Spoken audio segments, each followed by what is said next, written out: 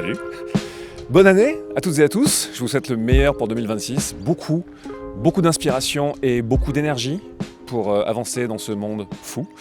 J'avais envie de vous faire une petite vidéo news parce que j'en fais pas souvent, mine de rien. J'avais envie de vous tenir au courant de ce qui s'est passé sur la chaîne en 2025 et ce qui arrive en 2026, que ce soit sur la chaîne ou hors de la chaîne. Et au passage, vous conseiller quelques petits films et faire quelques petits rattrapages de 2025 niveau cinéma. Donc écoutez, on est parti.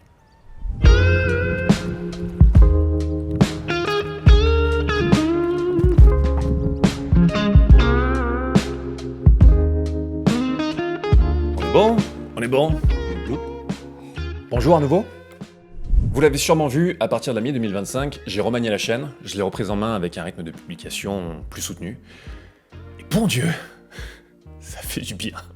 Ça fait vraiment du bien. Si vous suivez la chaîne depuis un certain temps, vous avez peut-être remarqué que j'ai tendance à fonctionner par cycle. Je pense que depuis le début de la chaîne, vraiment, on peut identifier des cycles au fil des ans très clairs. Et pour tout vous dire, à la mi-2025, j'en ai eu un petit peu ma claque de systématiquement me prendre en otage de vidéos qui s'étalaient toujours sur des mois entiers.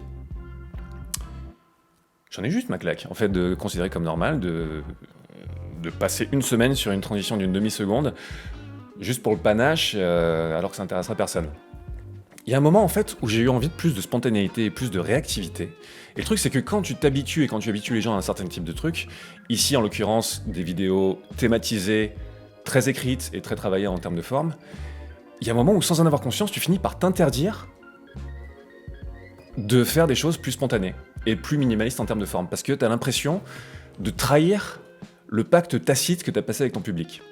Et c'est fou, ça devrait pas être le cas. Et j'ai eu envie vraiment de renouer avec quelque chose, une sorte de format qui me permette d'aborder de manière beaucoup plus naturelle, beaucoup plus légère et spontanée, les choses qui m'interpellent, qui m'intéressent, les œuvres que j'ai découvertes, les questionnements qu'elles m'ont inspiré.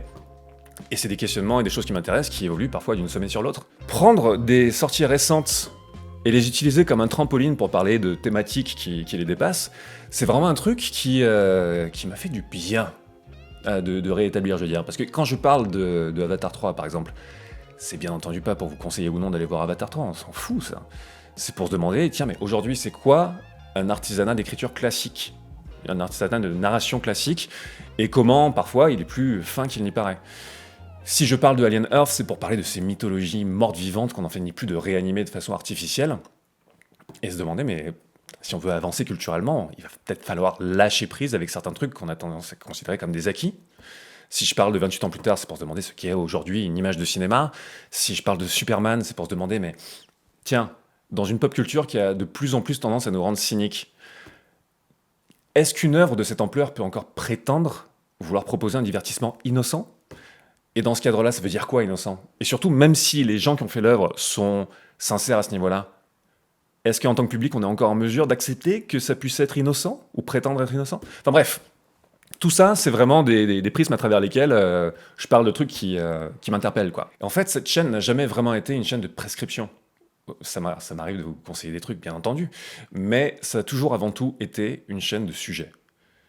Et j'irais même jusqu'à dire qu'aujourd'hui, plus que jamais, c'est pas à proprement parler une chaîne sur le cinéma, ça fait bizarre de le dire comme ça, c'est une chaîne qui parle de notre rapport aux images, qui est aujourd'hui vertigineux, effrayant, passionnant aussi, et que plus que jamais qu'il faut décortiquer pour comprendre le chaos et la folie de ce qui nous entoure. Et c'est une chaîne qui parle de notre rapport aux images à travers, en l'occurrence, l'exemple du cinéma. Mais ça pourrait être à travers autre chose. Je pourrais parler des mêmes thématiques à travers la musique, la peinture, la géopolitique, enfin bref. Le truc, une fois n'est pas coutume, c'est que j'ai pas envie de m'échapper tout de suite de ce format. Parce que j'ai un problème. J'ai un problème, c'est que dès qu'un truc fonctionne sur la chaîne, dès qu'un format s'installe, j'ai le réflexe de m'en échapper ou de le foutre en l'air. C'est un vrai problème. C'est un vrai problème. Et là, bouffée d'air frais, j'ai pas envie tout de suite de m'en échapper. Ça m'empêchera pas, bien entendu, dans les mois qui viennent ou dans l'année qui vient, de vous proposer, quand j'en aurai envie, quand l'inspiration viendra sur tel ou tel truc, de vous proposer des vidéos écrites plus classiquement et avec une forme plus travaillée.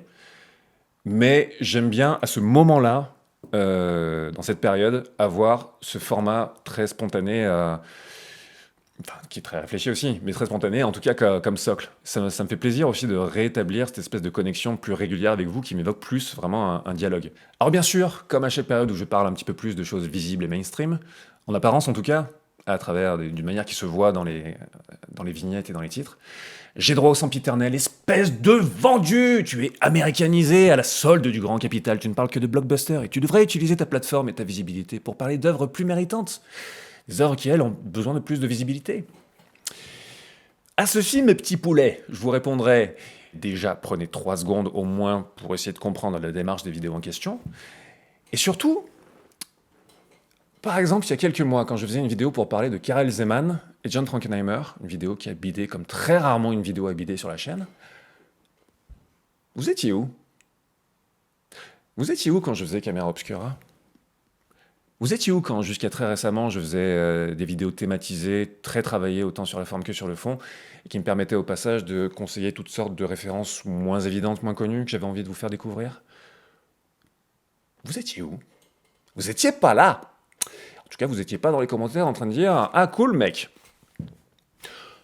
Donc bon, il va falloir être un petit peu cohérent.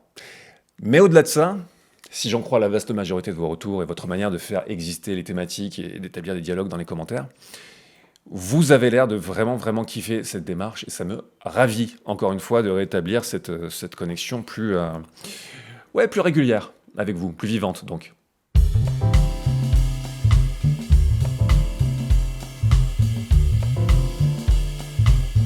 Je suis en train de hugger mon micro dans un cardigan pour pas que le vent l'emmerde trop. Écoutez, on va voir comment ça se passait. Du coup, qu'est-ce qui va se passer pour 2026? Déjà sur la chaîne, je vais continuer le format que je pratique depuis la mi-2025, parce que je l'aime bien. De toute façon, je fonctionne à l'inspiration du moment et je peux pas savoir trop en avance ce qu'il y aura. Mais voilà, j'ai toujours envie de vous proposer des choses, en tout cas qui m'excitent, sinon je vois pas l'intérêt.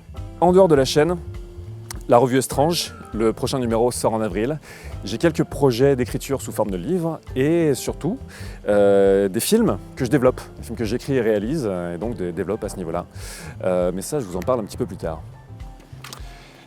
Vous avez été aussi nombreux à me poser des questions au fil du temps. Je les ai un petit peu regroupées pour pouvoir y répondre. Du coup, je vais en profiter ici. Vous êtes nombreuses et nombreux à me demander des conseils sur les manuels d'écriture de scénario ou de filmmaking de manière générale. J'en ai pas en particulier. J'ai l'impression que, et c'est très bien, les manuels apprennent surtout comment aborder les différentes structures de récits qui existent. Les manuels comme le tristement célèbre Save the Cat, qui est un très bon manuel à lire, mais pas pour apprendre vraiment à faire des scénarios, mais surtout pour comprendre pourquoi tout se ressemble à Hollywood depuis la fin des années 90 sur le cinéma grand public. Personnellement, mon apprentissage est le plus passé par l'observation au fil du temps. C'est très très bien d'apprendre comment fonctionnent les codes sur les formules de narration classique, mais la manière de donner vie à ces codes ou la manière de les tordre pour en faire autre chose ou pour les ignorer quand... Bref, pour construire votre vision du truc, ça s'apprend uniquement par la pratique et l'observation. Venons sous un pont, histoire d'avoir un petit peu de bruit parasite. On aime ça les bruits parasites, non ? Une autre question qu'on m'a posée, c'est à quoi tu joues? À quoi tu joues? Ces dernières années, je me suis acheté une Switch pour avoir le plaisir de jouer à Breath of the Wild et Tears of the Kingdom, qui sont 2 putains de chefs-d'œuvre. J'ai retrouvé des sensations de jeu devant ces 2 Zelda que j'avais pas eu depuis que j'étais ado. Mais un jeu, vraiment, ces 2 dernières années, auquel j'ai été accro, un peu trop pour mon propre bien, c'est Hades. Putain, je l'ai poncé dans tous les sens, ce jeu. Je crois que je l'ai fini à 99,6%. Je crois que les 0,4%, c'est juste un poisson à la con que je dois encore pêcher quelque part. Mais voilà. Le 2 est vraiment, vraiment très très cool. En termes de narration et de lore, il est beaucoup plus intéressant, mais en termes de mécanique de jeu, je trouve qu'il perd un petit peu de la limpidité qui rendait le premier aussi addictif. Voilà à quoi j'ai joué ces 2 dernières années. Aussi, j'y pense et j'en profite. C'est pas une question qu'on m'a posée, mais à chaque fois dans une vidéo que je parle du fait qu'on ne transpire pas dans Dune, j'ai toute une cohorte de spécialistes de la transpiration dans le désert qui débarquent pour me dire que non, mais dans les déserts chauds et secs, on ne transpire pas, ou plutôt on transpire, mais la transpiration s'évapore à cause des conditions très arides, et du coup on ne voit pas la transpiration. Certes, dans certaines conditions. Mais dans le désert, comme partout ailleurs, la température et les conditions évoluent. Notamment quand la journée passe, quand le soir arrive, quand la nuit arrive. Généralement, la nuit, il fait froid dans le désert. Donc, selon le moment et l'endroit du désert dans lequel tu te trouves, il y a pas mal de moments où tu te retrouves face à des types de chaleur qui sont beaucoup plus classiques, qui sont l'équivalent d'un petit 35 degrés à Carcassonne. Vous voyez ce que je veux dire ? 35 degrés à Carcassonne, tu transpires. Dune ne se passe pas uniquement au milieu du désert à midi. Ça se passe sur Caladan, sur Arrakis, 2 jours, en soirée, la nuit. Elle se passe en plein milieu du désert, elle se passe dans les Sitch, elle se passe à Arrakis, elle se passe dans le palais. Bref, il y a tout un différent panel de conditions qui devraient faire en sorte qu'à certains moments, oui, les personnages vont transpirer. Et ça pourrait être intéressant, justement. On les voit transpirer, être incommodés par la chaleur dans certaines conditions, et d'un seul coup, ils se retrouvent au milieu du désert, et un personnage s'étonne que, d'un seul coup, putain, je transpire pas, qu'est-ce qui se passe ? Et un autre personnage lui explique ça. Et là, d'un seul coup, avec le personnage, en tant que spectateur, on comprend l'hostilité inédite des conditions. Et là, on se dit, putain ! Parce que dans les dunes de Villeneuve, la sensation de chaleur n'est pas spécialement appuyée. Quand Paul, dans le premier, sort rencontrer le jardinier, il est légèrement incommodé, mais tu sens que ça va. Encore une fois, on est sur un 32 degrés à Carcassonne, quoi. Donc voilà, je persiste et je signe. Si les gens ne transpirent pas dans Dune, c'est un choix de celles et ceux qui ont fait le film. Et je trouve ça dommage parce que, putain, mais faites transpirer les gens dans vos films, c'est vachement bien.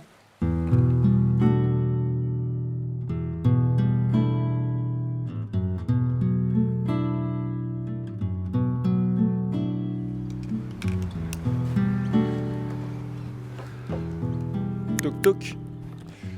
Hop, on m'a aussi beaucoup cette dernière année demandé mon avis sur l'IA. Je répondrai par une question, quelle IA ? Le corbeau se demande aussi. J'imagine que vous parlez des IA génératives. Et mon opinion sur les IA génératives, c'est qu'elles détruisent minutieusement, méticuleusement notre sensation de réel partagé et donc notre capacité à vivre ensemble en société. Voilà, ça fait quelques années que la notion de vérité n'intéresse plus grand monde. À mon humble échelle, j'en sais quelque chose.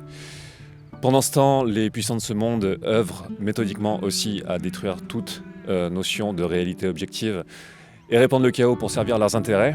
Et les IA génératives viennent s'ajouter à ça pour finir d'achever ce tableau qui devient vraiment effrayant, en nous privant de la capacité à déterminer ce qui est vrai ou faux, réel ou artificiel. On entre vraiment dans une période là où, même d'un œil expert, on ne peut plus se rattacher aux détails qu'on utilisait jusque-là pour déterminer si quelque chose est IA ou pas, IA générative ou pas, ou si on n'est pas encore, on va y être très très bientôt. Le vent a foutu en l'air les prises son de la partie sur l'IA que j'ai tournée dehors.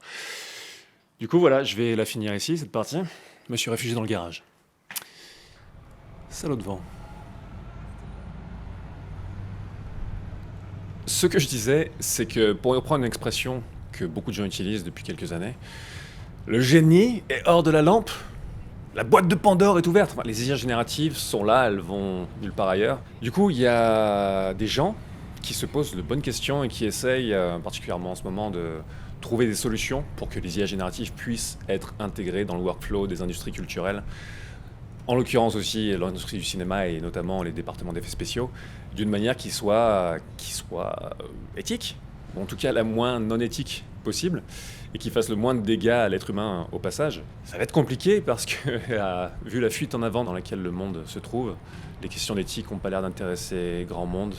Ce qui intéresse surtout, c'est d'avoir des résultats rapides, donc l'IA est parfaite pour ça. Et au-delà de l'industrie, de ce que je vois des usages plus individuels, des IA génératives, notamment sur Insta, TikTok ou ailleurs, enfin sur les réseaux. Au-delà du tsunami de AI slop qu'on se prend dans la tronche depuis quelques temps, qui nous pourrit le cerveau, j'ai l'impression que pas mal de gens qui s'autoproclament créateurs IA ou créatifs IA ou artistes IA, de ce que j'ai pu observer, ont tendance à quand même être souvent d'énormes guignols qui pensent que rentrer 3 prompts et mettre le résultat sur Insta fait d'eux des artistes. Mais le truc, c'est que les IA génératives devraient te permettre de faire plus rapidement et plus efficacement des trucs que tu sais déjà faire à la base. Et si tu veux rajouter une petite pincée de sel créative aléatoire que les IA vont apporter auquel tu n'aurais pas pensé, ça reste une pincée de sel. Ou de sucre. Il y a depuis quelques années vraiment un discours chez beaucoup qui consiste à dire que les IA génératives permettent de démocratiser l'accès à la création et décupler la créativité chez beaucoup de personnes. Ça décuple rien. C'est un outil ça décuple rien. Ça permet de donner forme à ce que tu as à dire, mais si tu n'as rien à dire à la base, c'est pas l'IA générative qui va te l'apporter. Si tu remplis du vide avec du vide bien emballé et joli, ça reste du vide. Depuis quelques années, le fait de tout pouvoir représenter n'est plus un enjeu. On peut tout représenter. Du coup, ça a resitué l'attention sur qu'est-ce que cette image me raconte. Et en l'occurrence, chez beaucoup de créations IA que je vois passer dans notre paysage, ça ne raconte absolument rien. Après, ça n'empêche pas qu'il y a aussi des usages des IA génératives qui sont pas inintéressants. Même vraiment fascinants. Ça m'est arrivé de tomber sur des pages et des créatifs qui proposent en fait des sortes de dreamscapes, des paysages oniriques qui sont vraiment vertigineux. Il y a un truc très bizarre qui est vraiment science-fictionnel où je regarde ça, ça m'est arrivé de me perdre pendant des heures des fois devant. Je regarde ça, j'ai l'impression de sonder les rêves des machines et sonder l'inconscient de l'humanité au passage à partir de laquelle les machines ont été entraînées. C'est très bizarre parce qu'à la fois c'est familier mais c'est complètement autre. J'ai l'impression que cette nouveauté, cette part de nouveauté on va dire dans la création IA, c'est un truc qui est vraiment détaché de nous. Au-delà de la personne qui entre les prompts et tout ça, il y a quelque chose qui relève de l'aléatoire et qui appartient uniquement à la machine au bout d'un moment. Il y a d'autres artistes au-delà de ça qui ont des manières d'intégrer les IA génératives à leur boulot de façon aussi qui est assez intéressante. J'ai interviewé un artiste qui s'appelle Marcus Wallinder pour Estrange, qui est un artiste visuel qui utilise à un moment précis, très court mais précis dans son processus créatif, les IA génératives pour déclencher une forme d'aléatoire. Un aléatoire qui va ensuite retravailler complètement. Donc il y a cette manière vraiment de travailler à travers toute sa production sur la notion d'aléatoire et ce qu'elle signifie aujourd'hui avec les IA génératives. Et au-delà de tout ça, bien sûr, il y a des gens qui explorent les IA génératives pour faire tout un travail de pédagogie qui est absolument essentiel aujourd'hui. Parce que oui, il faut comprendre comment elle fonctionne, pourquoi elle fonctionne d'une certaine manière, et il y en a certains qui font ça très bien, genre Atom Visual sur sa chaîne, il fait ça de manière admirable. C'est loin d'être le seul. En fait, les cas positifs d'exploration des IA génératives, que ce soit créativement ou en termes de pédagogie, existent. Mais le truc, c'est qu'ils sont écrasés sous l'immense majorité des cas de figure qui sont en train juste de nous foutre en l'air. Qui sont en train de foutre en l'air notre réel. J'ai rien contre les IA génératives en elles-mêmes. C'est un outil, tu peux pas en vouloir à un outil. Ce qui est inquiétant, c'est la manière dont elles sont utilisées dans l'immense majorité des cas. Est-ce que c'est en train de faire notre psyché ? C'est ce que c'est en train de faire à la psyché des gens. Le truc, c'est que en tant qu'espèce, on n'est pas assez mature pour naviguer ces outils aujourd'hui. Après, voilà, on est une espèce fondamentalement stupide, une espèce qui a besoin de se prendre continuellement des grosses claquasses dans la gueule de la part des circonstances pour faire « Ah oui, peut-être que j'aurais pas dû faire ça. » Oui, t'aurais pas dû, du con. C'est pas comme si la science-fiction te mettait en garde contre certains trucs depuis des siècles et que tu fonçais quand même tête baissée. Mais bon, c'est ainsi. Ça a toujours été le cas, ça continuera à être le cas, et là on est en plein dedans sur les IA génératives. On n'est pas assez mature, mais il va falloir quand même faire une sorte de dérapage contrôlé et limiter les pots cassés au maximum. Et ça n'empêche pas que les pots cassés, il va y en avoir beaucoup, beaucoup. Et pour ce qui est de mon cas personnel, j'ai pas d'envie spécialement d'utiliser des IA génératives dans mon propre boulot.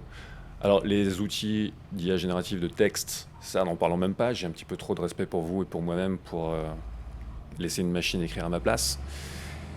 Et je sais pas, j'ai l'ambition folle, que dis-je, l'arrogance peut-être d'essayer d'écrire des trucs qui sont pas reproduisibles comme ça par une IA. Et un truc dont on parle très très peu souvent dans les débats qui entourent les IA génératives, c'est et le plaisir du processus. Je sais qu'on est tous en train de courir à FOMO à fond pour courir après quelque chose, on ne sait pas quoi, mais on court, tout doit être rapide. Mais le plaisir du processus, le plaisir de galérer, de trouver des solutions, le plaisir de progresser, le plaisir d'ouvrir tes horizons, le plaisir de gagner des skills dans ton artisanat, ça on n'en parle plus, c'est quand même bizarre, non ? Perso, j'aime écrire. Et pour ce qui est des outils d'IA visuel, j'utilise avec grande parcimonie le Generative Fill de Photoshop juste pour faire de l'extension de décor. Genre quand je filme mes chroniques sur fond noir, le fond noir est pas assez gros pour occuper tout le cadre, dans la manière dont je cadre. Du coup, je vais sur Photoshop, je fais Generative Fill, pouf, et ça étend juste dans les coins le fond noir. Voilà, je fais ce genre de truc. J'ai pas l'impression de voler le boulot de quelqu'un en faisant ça, c'est juste que je fais en 2 clics, en 1 minute, ce qui me prendrait 20-30 minutes de manière manuelle. Parce que oui, je suis une grosse quiche en Photoshop à ce jour. Voilà, ça par exemple, c'est une extension de décor via le Generative Fill de Photoshop. En vrai, c'est ça. Ouais, plutôt cool, plutôt cool.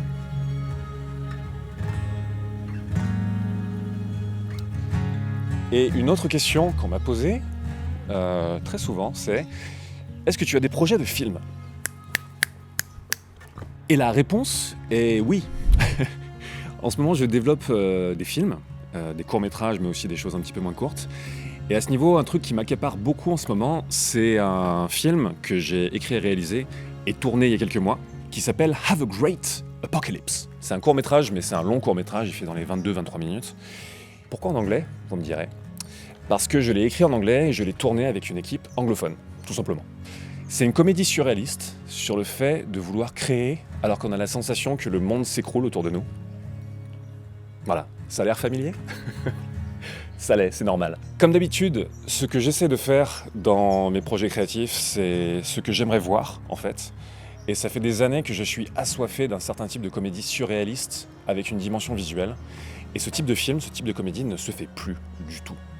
Du coup, j'ai eu envie de me remonter les manches et de faire ma propre version de ce que j'aimerais voir. Je suis super excité de la forme qu'est en train de prendre le film. Là, il est en post-prod et il sera terminé d'ici, je pense, 1 ou 2 mois. Je ne l'ai pas fait pour YouTube, c'est pas la première destination du truc. D'abord, je vais le faire vivre en festival, lui donner une première vie à ce niveau-là. Et il y a bien un moment, je pense que je le mettrai sur YouTube ou je le rendrai accessible en public. Mais bien entendu, je vous tiendrai au courant. D'ailleurs, on a tourné une scène dans cette rue même où je me tiens en ce moment. Je joue un tout petit rôle dans le film, mais c'est vraiment juste histoire de faire coucou. Parce que, comme j'en avais parlé dans une vidéo précédente, s'il y a bien un truc que m'a appris le Fossoyeur, c'est que réaliser et jouer en même temps, c'est pas pour moi. À moins d'être sur une énorme prod où t'as vraiment tout calé en amont, il n'y a aucune improvisation sur le tournage, et donc t'as plus, en tant que réalisateur / acteur, t'as plus qu'à dire à ton directeur photo qui te montre le combo, ouais, cool. À moins que ça soit comme ça, c'est vraiment... Tu peux pas séparer ton cerveau et d'un seul coup être vraiment dans la préparation d'un plan et switcher d'un seul coup dans un boulot d'acteur et te mettre dans la zone, enfin c'est infernal. En plus, moi, en tant que réalisateur, je suis très main dans le cambouis dans mon approche.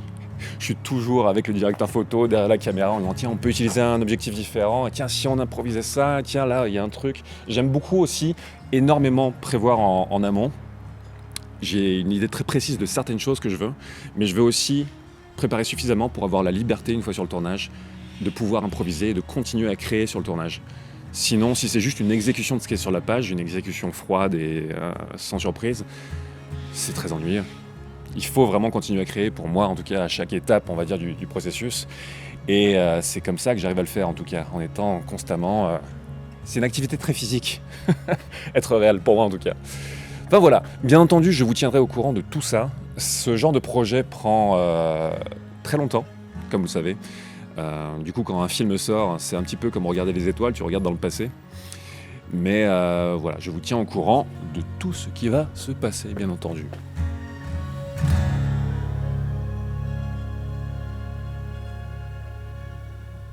Hop, nous revoici à l'intérieur. Je vais finir la vidéo en revenant sur quelques films que j'ai vus en 2025. Pour X raisons, certains que j'ai aimés, certains que j'ai pas aimés. C'est pas un top, c'est juste voilà, des films dont j'ai envie de vous parler rapidement. Il y en a pas mal, du coup je vais pas m'apesantir, je vais pas m'éterniser sur chacun d'entre eux. Je suis sûr qu'il y en a certains qui sont sortis avant 2025, dans le tas. Les rythmes de sortie des fois sont tellement explosés, et de toute façon, mon rythme de découverte des films n'est pas vraiment axé sur l'actualité, contrairement à ce que les vidéos que je fais depuis quelques mois peuvent laisser penser. Alors bien sûr, il y a plein de films en 2025 que j'ai pas encore vus, qu'il faut que je rattrape, genre Sirat, très envie de le voir. Anémone, du fils de Daniel Day-Lewis, pas encore vu. Ou Résurrection, le film de SF chinois existentialiste, qui fait beaucoup parler de lui en ce moment. Du coup voilà, ce n'est pas exhaustif et c'est pas un top.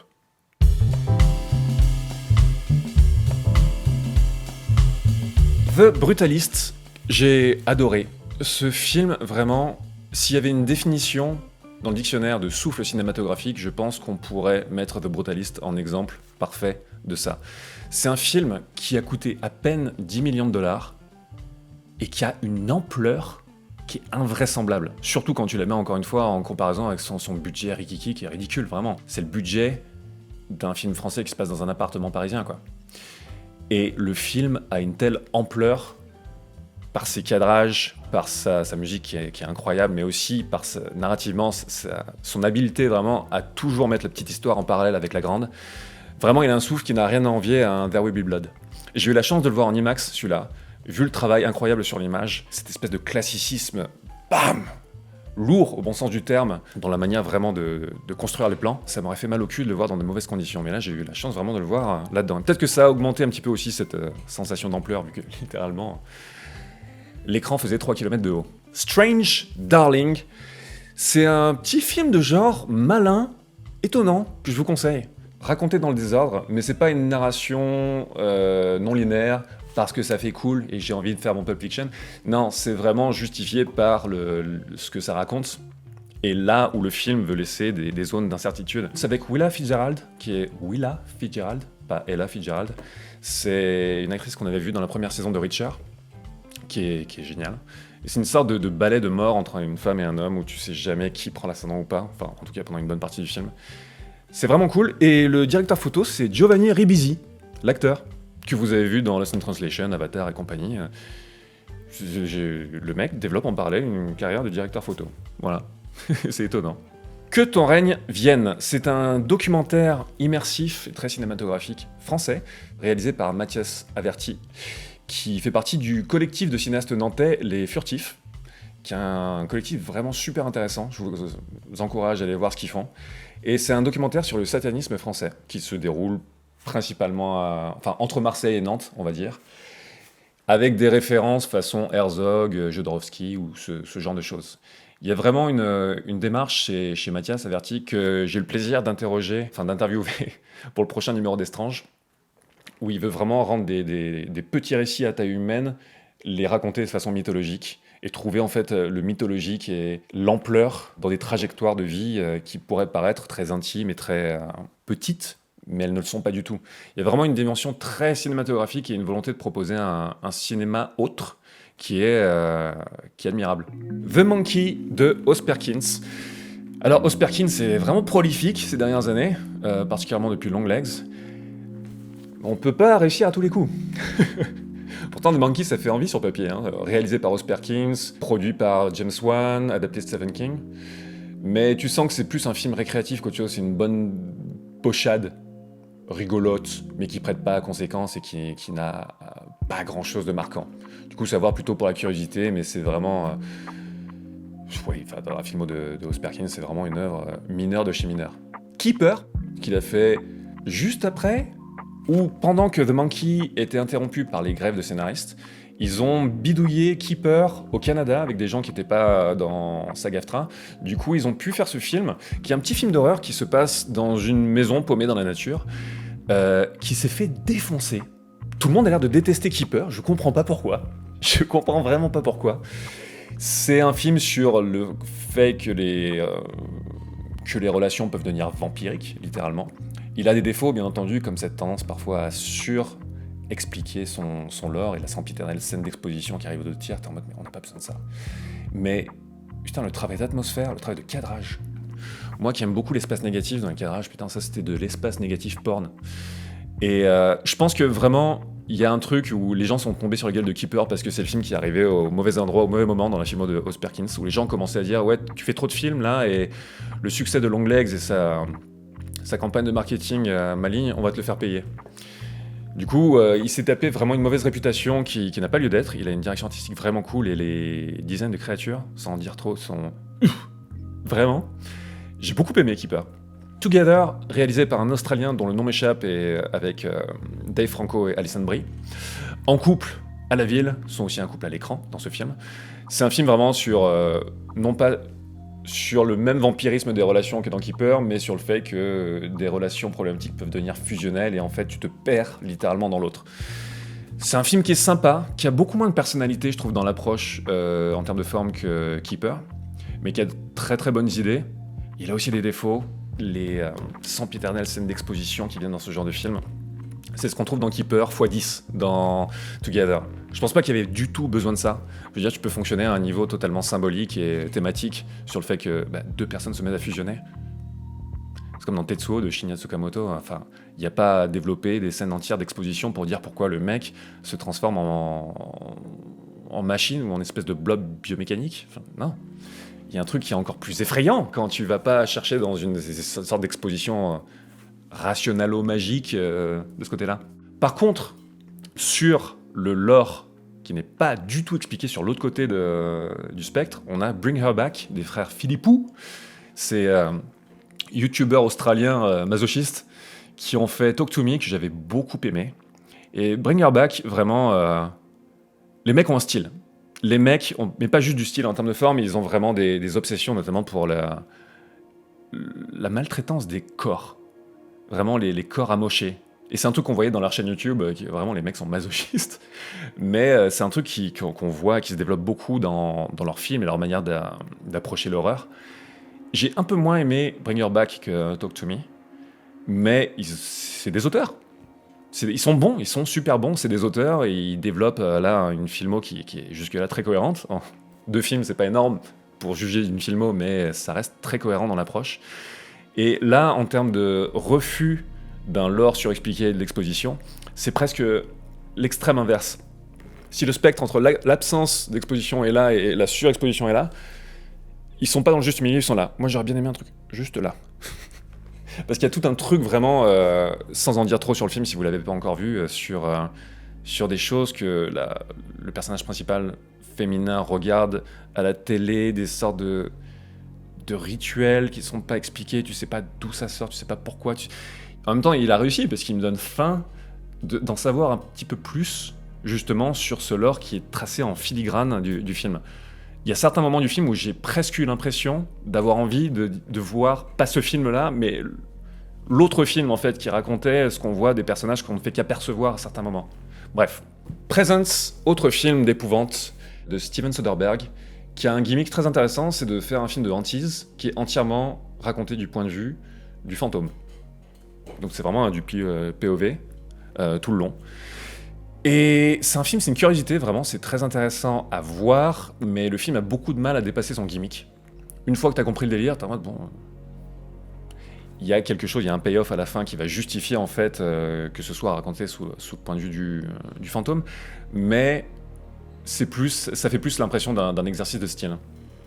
Avec une petite saveur années 90 que je m'explique pas. Le film est écrit par David Coep, qui avait fait par exemple Hypnose avec Kevin Bacon. Et je ne saurais pas expliquer pourquoi il y a ce côté presque minimaliste, très qui refuse d'être conscient de lui-même, qui refuse la tentation du méta et de la surconscience des images pour raconter. Il y a presque une innocence dans la manière de ce film. J'aurais bien vu en fait Présence être fait 99, 2000 quoi. T'as presque l'impression de redécouvrir un film de l'époque avec une esthétique actuelle. C'est très bizarre. Sinners, j'y reviens pas plus que ça, mais c'est une tuerie. C'est trop cool. La BO de Sinners, c'est, je crois, un des albums que j'ai le plus écouté en 2025. C'est une tuerie. Happy End, film d'anticipation japonais sur une jeunesse perdue face à une société de surveillance.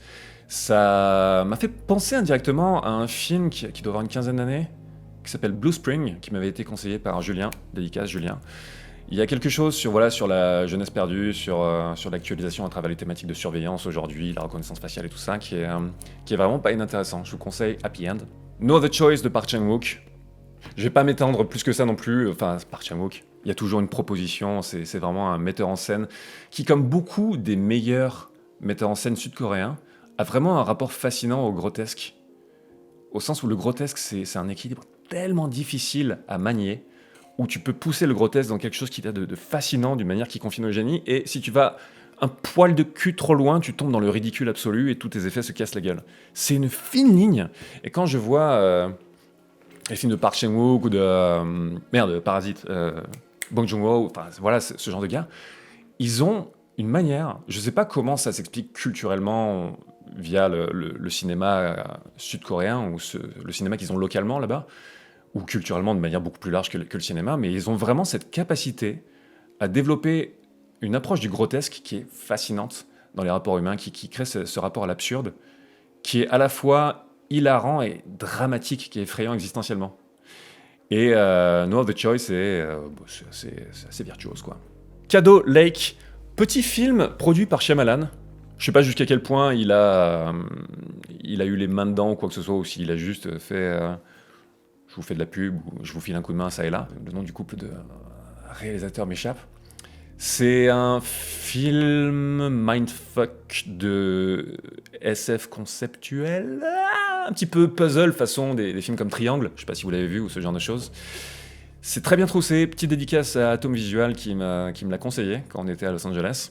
C'est du travail de broderie très fine, ce type d'écriture mindfuck et la manière dont le mystère va se résoudre. Enfin bref, c'est une histoire de voyage dans le temps à travers des sortes de failles dans l'espace-temps que des personnages trouvent au milieu de la forêt.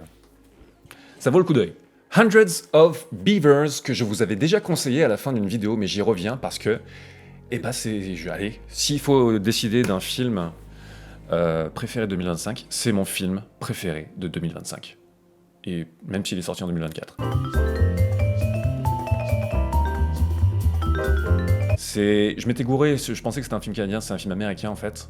Et un petit peu plus tôt dans la vidéo, j'ai parlé du fait que les comédies surréalistes, visuelles, me manquent beaucoup et ne se font plus aujourd'hui. Ça, c'est un contre-exemple absolument fou. Et il a été fait vraiment avec 3 bouts de ficelle. Le réalisateur a fait tous les effets sur After Effects lui-même, avec une esthétique qui est volontairement toute pétée, filmée avec un numérique qui granule comme si les ISO étaient trop forts. Enfin, il y a un noir et blanc vraiment craspec. Mais c'est une démarche et ça crée un univers particulier, vraiment. Et en termes de sa manière de manier l'humour slapstick, avec des références qui vont de Buster Keaton à Terence Hill et Bud Spencer, en passant par, je sais pas qui, les Zaz, c'est virtuose, putain. Il y a un quart d'heure pour entrer dans le film, vraiment parce que c'est un délire particulier, et au bout de ce quart d'heure, si t'es dans le film, t'y es à 200%, et ça faisait très, très longtemps que je m'étais pas marré à ce point. Vraiment, ça fait du bien de découvrir ce film. Sorti nulle part, en fait, vraiment. Eddington de Ari Aster. Il y a beaucoup de gens qui regrettent que Ari Aster, après Hérédité et Midsommar, ne fasse plus de films d'horreur.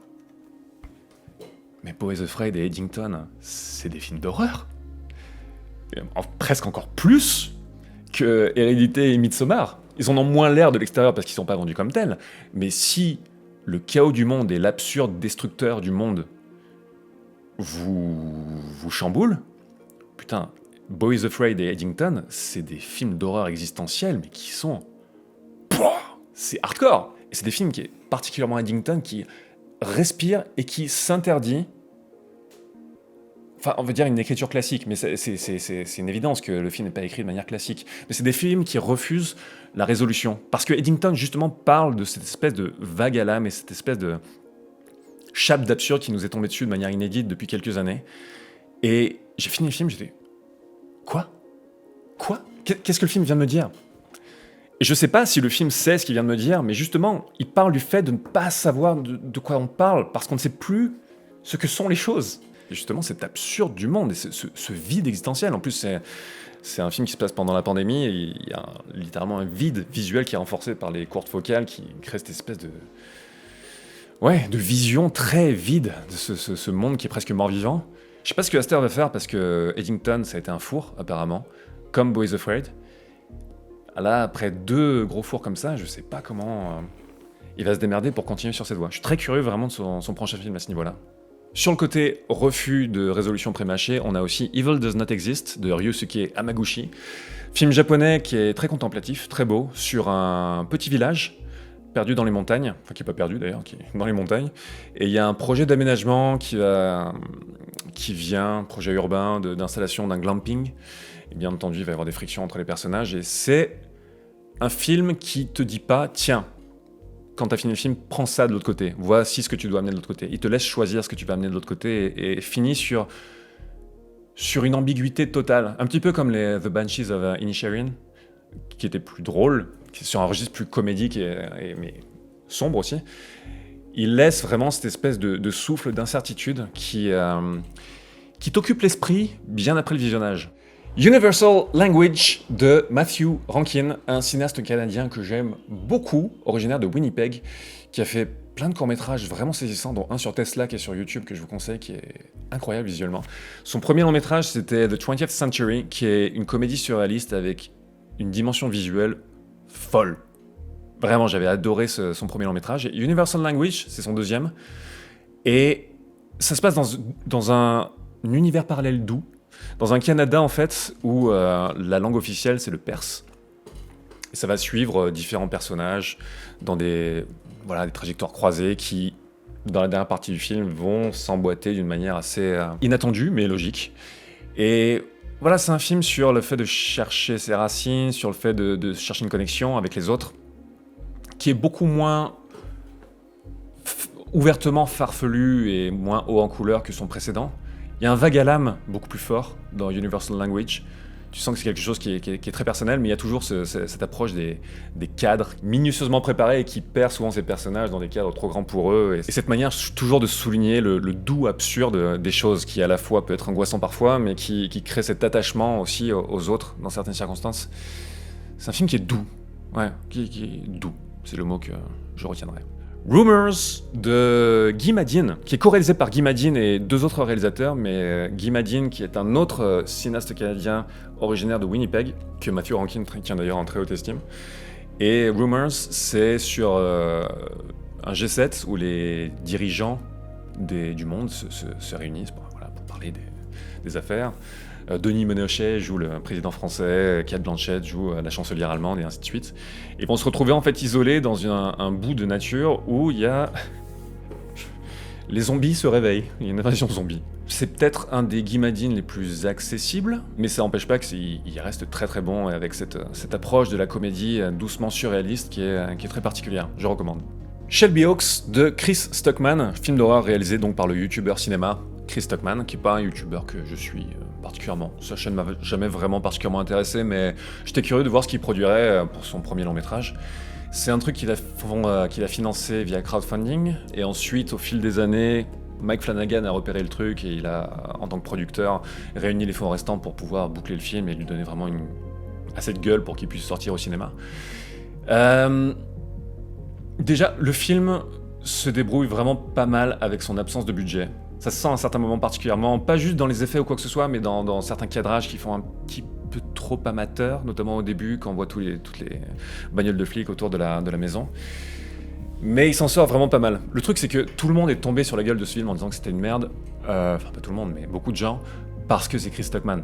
Et que ça faisait plaisir aux gens de lui tomber sur la gueule. Ah, youtubeur qui passe au cinéma, voilà, bim. Le truc, c'est que si Chris Stockman n'avait pas réalisé le truc et que le même film exactement était réalisé par quelqu'un que personne ne connaît, déjà personne n'y ferait particulièrement attention, personne ne dirait que c'est une merde et personne ne dirait que c'est génial. Les gens seraient juste en mode oui, ça va. Le truc, c'est que bien entendu, comme on pouvait s'y attendre, il y a beaucoup d'influences dans ce film. Tu sens qu'il y a beaucoup de choses qui habitent Stockman dans son amour pour le genre horrifique, mais bien entendu, c'est hélas des influences qui sont pas tordues à sa sauce. Il a pas peut-être pas encore, en tant que réalisateur ou en tant qu'auteur, puisque c'est lui qui a écrit le film, une manière vraiment de digérer les codes et d'en proposer sa propre version. Contrairement aux frères Philippou, quand ils font Talk to Me et Bring Her Back, directement, bam, les mecs, ils installent vraiment leur propre dimension d'auteur. Là, avec Shelby Oaks, t'as affaire vraiment à une copie d'élève poli. C'est terrible de dire ça comme ça, hein. Dream Eater, qui est un des films found footage les plus hypés de 2025, le meilleur found footage de 2025, si ce n'est le meilleur found footage de la décennie. Réputation incroyable pour ce film. Au mieux, si on est de bonne humeur et vraiment dans la démarche la plus bienveillante, c'est au mieux médiocre. Mais je comprends pas. Don't believe the hype. Vraiment, encore une fois. Il y a Eli Roth qui a repéré le film et qui s'en est fait le producteur, juste pour aider à sa visibilité. Bon, Eli Roth, voilà, c'est pas une référence, hein, définitivement. Décidément, c'est pas une référence. Mais voilà, en termes de structure, c'est un copier-coller de Paranormal Activity, mais sans des personnages suffisamment attachants ou auxquels tu peux vraiment t'identifier pour que ça puisse fonctionner. Dans Paranormal Activity, qu'on aime le film ou pas, tu passes pas toutes les scènes à te dire « Mais vous êtes trop cons ! Barrez-vous de cette maison !» Non, boum, on t'établit que de toute façon l'entité suit la nana et la manière dont les personnages se comportent est plutôt logique. C'est pas du tout le cas dans Dream Eater. C'est un mec qui a des troubles du sommeil. Je vais vérifier si mon micro fonctionne encore. Et il va s'isoler avec sa compagne dans une maison au milieu de nulle part pour que sa compagne filme ses troubles du sommeil la nuit. Déjà, oui, postulat, ouais. Bon, ok, d'accord, suspension d'incrédulité si vous voulez. Mais quand nuit après nuit, le mec devient de plus en plus effrayant et violent, tu te barres. Surtout que le mec de jour, c'est pas comme s'il était possédé, à part dans la dernière partie du film, mais il y a toute une zone pendant les 2 tiers du film où le mec, le jour, il fait ah bon, j'ai failli mettre ta tête dans le hachoir automatique. Mais vous vous barrez. Alors déjà, ça n'a aucun sens, les personnages sont complètement cons, et puis ça joue pas super. Notamment, il y a une scène où la nana parle à un mec, un expert via Skype. T'as l'impression, mais qu'est-ce qui s'est passé? Pourquoi vous avez gardé ça dans le film? Enfin bref. Dream Eater, je conseille pas. Par contre, si vous voulez voir le meilleur faux documentaire horrifique de 2025, et j'en parle en comparaison parce que souvent, found footage et faux documentaires, on les met ensemble, Strange Harvest, qui est un faux documentaire sur un serial killer qui part dans des dimensions très étonnantes, qui, contrairement à beaucoup trop de found footage et de faux documentaires horrifiques, refuse systématiquement les effets trop putassiers, qui créent de toute façon pour les gens qui en ont quelque chose à foutre, qui soudainement les sortent du film. Le film se tient vraiment, c'est joué bien, vraiment il privilégie le réalisme de l'immersion et de ce qu'il raconte. Et il prend son temps et ça paye, vraiment. Et je terminerai par 2 films que je qualifierais de révolution douce, c'est-à-dire des films qui donnent vraiment un désir de réel partagé, qui donnent envie de connexion, qui donnent envie de communauté, qui donnent envie de rétablir vraiment la beauté simple de la vie à échelle individuelle, et ensuite à connecter avec les autres. Et Dieu sait qu'on en a besoin en ce moment. C'est Perfect Days de Wim Wenders et Tokyo Cowboy. 2 films feel good, sans en rajouter des caisses dans le feel good, qui sont souvent drôles, parfois dramatiques, qui suivent vraiment cette espèce d'envie de connecter avec des gens. Et ouais, on manque de ce genre de film aussi en ce moment. Vraiment, si vous voulez voir des films qui vous font du bien et qui vous donnent envie, vraiment envie d'avoir envie, pour citer le poète, Perfect Days de Tokyo Cowboy. Je crois que c'est tout pour les films dont j'avais envie de parler dans cette vidéo en tout cas. Merci d'avoir suivi cette vidéo de news. J'espère que vous allez bien. Je vous souhaite encore une fois une année fantastique. Et je vous dis à très bientôt pour de nouvelles aventures.